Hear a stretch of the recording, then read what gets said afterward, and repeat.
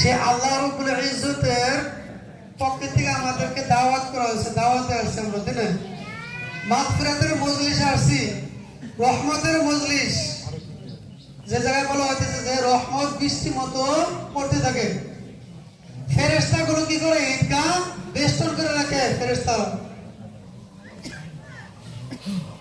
ফেরেশতারা আমাদের জন্য দোয়া করতে থাকে।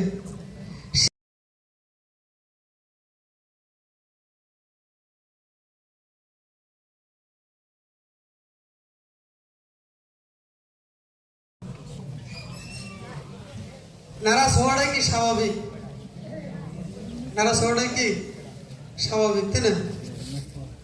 যার জন্য আমরা এমন কোন কাম করব না ঈদের দিনে আল্লাহ রাব্বুল ইজ্জত।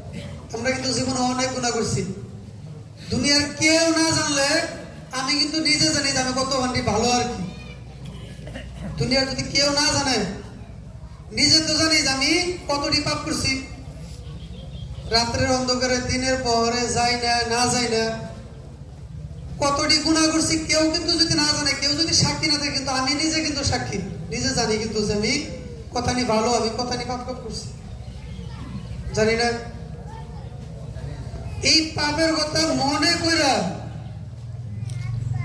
আল্লাহ সানা কোনা সানা করতে না